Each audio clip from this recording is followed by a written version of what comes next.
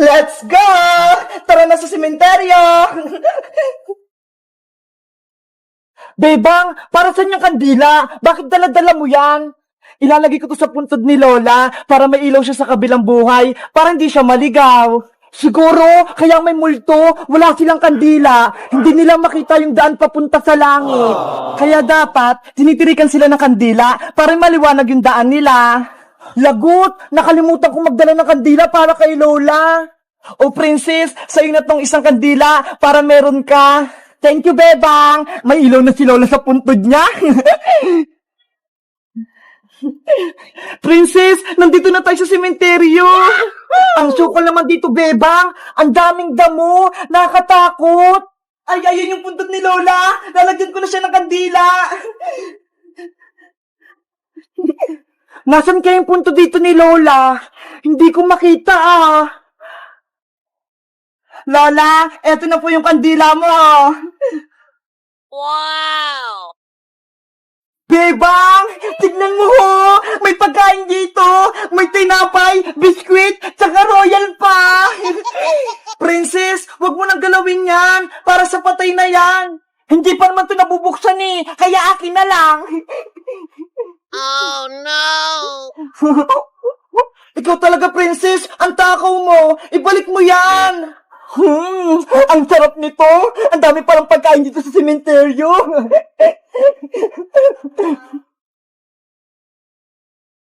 Princess, ano yun may gumagalaw? Nasaan? Ayun sa likod ng puntod.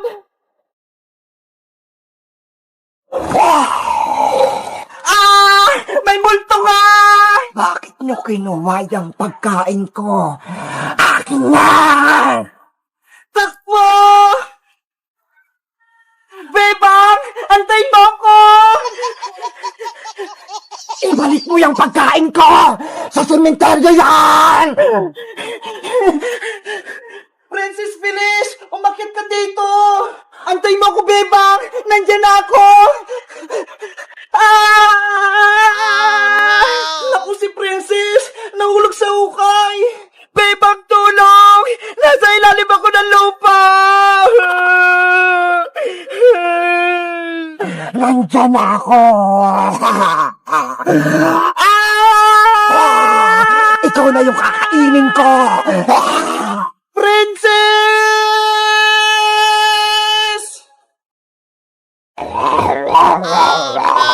Kawawa naman si Princess! Kinain na siya ng multo! Anong gagawin ko? Ikaw nang isusunod ko, Bebang! Hindi ako papayag! Hingi ako ng tulong para makaligtas si Princess!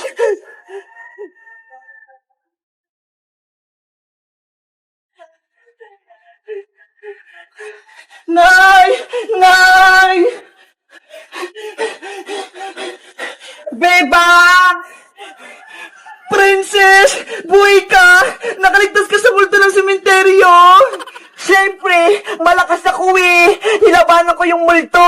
Kaya yun, tumakbo siya. Ang galing mo naman. Natalo mo yung multo.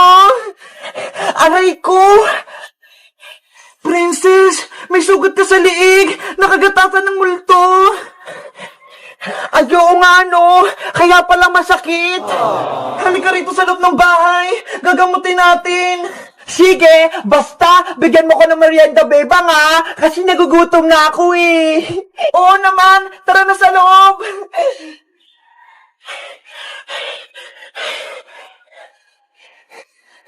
Oh, Princess, ito na pagkain mo. Kumain ka ng madami para lumakas ka. Thank you, Bebang! Lalagyan ko lang yung sugat mo ng alkohol para gumaling ka kaagad. Aray! Wag mo naman masyadong dinan, Bebang! Mahapdi! Relax ka lang! Hindi naman tumasakit Buti ba yung kagat ng multo? Hindi masakit! Yung alcohol, sobrang hapdi! Ikaw kasi kinuha mo yung pagkain dun sa sementeryo eh. Alam mong bawal yun. Ayan tuloy, hinabol ka ng multo sa sementeryo. Masarap kasi yung pagkain dun eh. Hindi ko mapigilang kunin.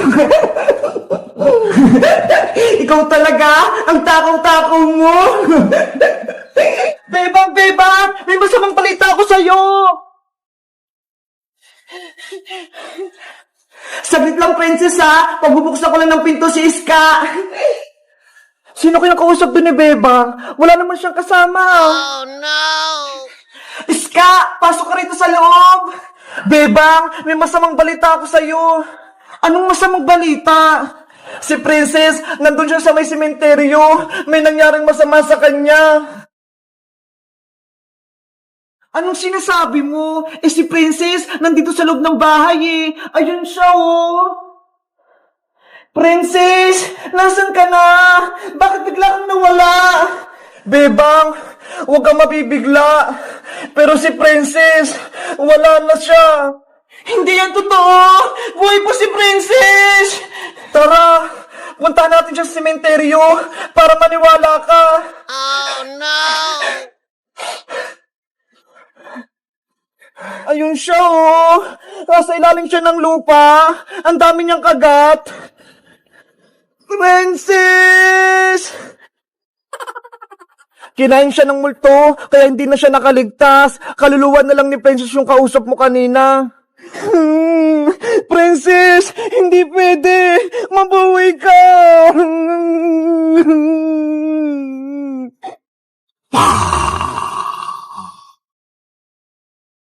Iska, anong gagawin natin? Si Princess hindi na gumagalaw. Hindi ko alam, Bebang. Natatakot ako. Kung tawagin na lang kayo natin sa Aling Tere, sigurado ako, alam niya yung gagawin niya. Baka magalit naman sa Aling Tere kapag nakita niya si Princess na walang malay. Wala naman tayong magagawa, di ba? Hindi natin kayang iligtas si Princess. Sige na nga, tawagin mo na sa Aling Tere sa bahay nila. Bahala na kung mapagalitan ako. Bantay mo si Princess Bebang ah. Saglit lang ako, baka mamaya kunin ulit siya ng multo. Princess, gumising ka na. Miss na kita. Sana, hindi na lang tayo pumunta sa sementeryo. Nasaan ako? Bakit ang liwanag dito? Mga puro ulang mga nakikita ko. Ang ganda dito. Ang sayang maglaro. Kaso, wala si Bebang at si Iska. Nasaan kaya sila? Bebang! Iska! Walang tao dito ah. Parang naliligaw ata ako. Nanay! Nasaan kayo? Wala po akong makita. Puro ulap lang. Sunduin niyo na po ako dito, nanay. Wala pong mga tao. Princess! Princess! Ay, si nanay yun ah. Nanay! Nandito po ako.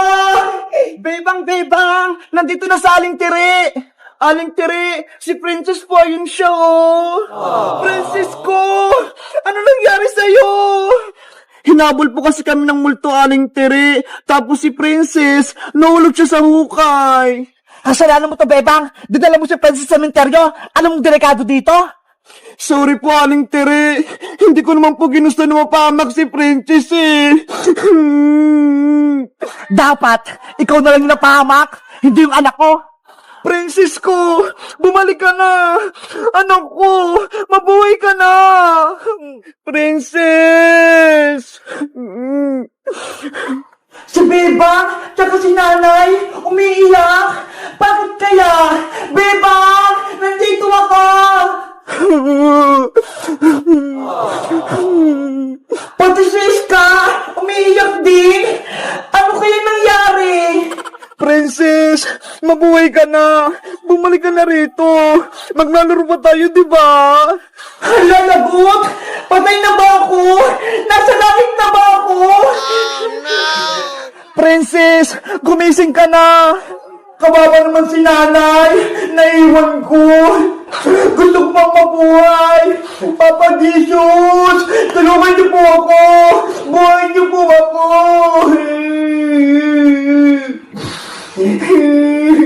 Princess! Mabuhay ka na! Aling Tere! Si Princess! Gumalaw yung kamay niya, nakita ko! Princess! Buhay ka!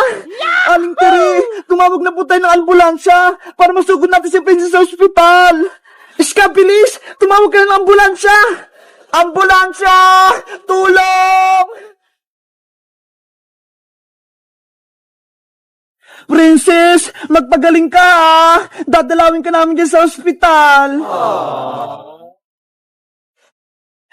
Tara, Iska! Takbuhan natin si Princess! Sige, Bebang. Ang tagal kasi ni Princess maglakad.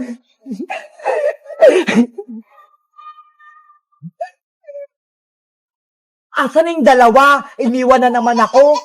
Hindi ko na sila bate. Oh no! Bebang, masaya ako kasi nakapasok ko na sa school. Ako din, Iska, masaya ako. Hindi naman ako absent kahapon kung walang sakit si nanay. Magaling na ba si Aling Sitang? Oo, magaling na siya. Siyempre, magaling akong mag-alaga. Mabuti naman kung ganun. Iska, napapansin mo ba yung nasa puno? Wow! Ano kaya yun? Parang ahas. Tara, tignan natin. Ano kaya yan? Mukha siyang bunga ng lansones. Masarap kaya to? Kukuha ako para matikman ko. Hoy, Bebang, gutom ka ba? Hindi mo nga alam kung nakakain yung prutas na yan eh. Natatakam kasi ako. Tignan mo ho, ang ganda ng itsura niya. Para siyang ahas. Bebang, andyan na si Princess. Hoy, Bebang, Iska, bakit niyo ako iniwanan? Wala akong kasama pa uwi. Ang sasama niyo. Sorry, Princess. Princess, tignan mo ho, may nakita kami kakaibang prutas. Yahoo! Ay, kakaiba nga. Nakakagutom naman yan. Nagutom ka kaagad, Princess, no? Oo nga eh. Pwede kaya yung pitasin at kainin? Baka naman delikadong prutas yan. Hindi pwedeng kainin. Takot na takot ka naman, Iska. Wala naman siguro yung lason. Kukuha na ako ha. Bala kayong dalawa kung ayaw nyo. Ang ganda niya, para siyang ahas at pinya. Tignan niyo ho. Wow! Ayan ata yung nilulunok ni Dayan ng bato, Princess. Ayo nga no, masubukan nga. Hawakan mo to, Bebang. Bebang, ang bato. Eto, Princess, nga. Dala! Ayan na. Wala naman nangyari. Baka kailangan mo pang balatan yan, Princess, para tumalab. Ayo nga, no? Nakalimutan ko. Sige, Princess, balatan mo para effective. Oh, eto na ha. Nabalatan ko na. Dahil nga! Ano nangyari sa'yo, Princess? Gumagana ba? Oh no! Bakit ganyan yung mukha mo, Princess? Sobrang asim. Ang asim naman ng prutas niya to. Mas maasim pa sa kalamansi. Ganun ba? Maasim naman talaga tong prutas ha. Kahit tikman nyo pa. Sige, Ska, tikman din natin para masubukan. O sige, Bebang, sabay tayo para walang daya. Oh, ito sa'yo. Itsura pa lang, nakakatakot na. Game na, Bebang, nabalatan ko na. 1, 2, 3, kain! Okay na, guys, mo. Okay na. Sobrang asim. Diba? Sabi ko sa inyo, maasim eh.